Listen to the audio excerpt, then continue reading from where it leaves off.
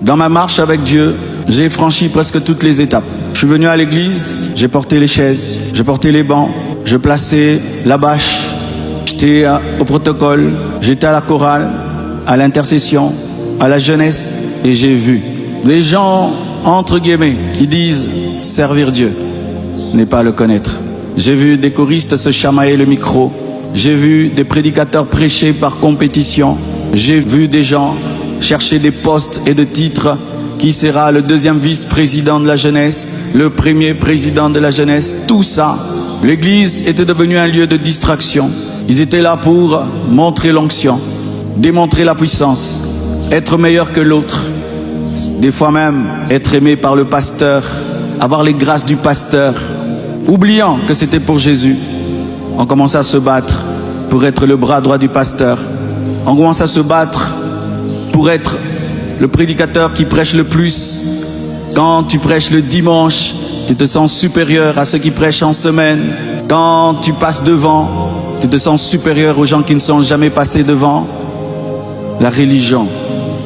Et tu peux être perdu tout en étant dans la maison de Dieu lorsque ton service se fait sans communion avec Dieu.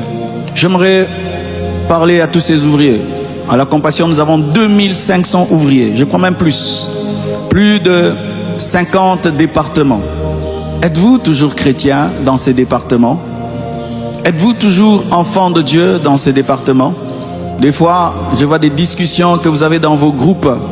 Comment vous vous parlez mal dans vos groupes? Comment vous vous répondez mal dans vos groupes?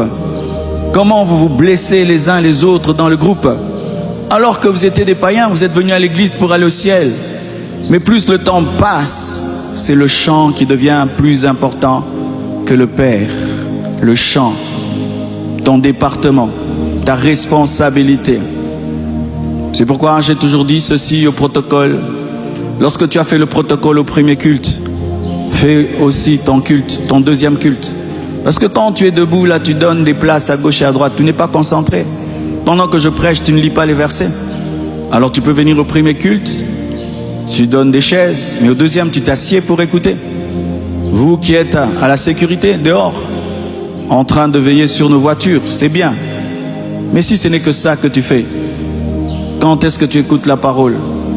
Car il est possible de fuir le Père au champ, de fuir Dieu dans son œuvre. Et tu as un argument.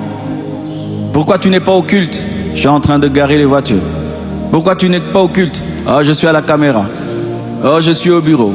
Parce que pendant que je parle ici, il y en a aussi qui sont dans des bureaux là-bas. Mais est-ce que quand vous êtes dans vos bureaux, vous êtes concentrés? Est-ce que vous faites toujours vos cultes?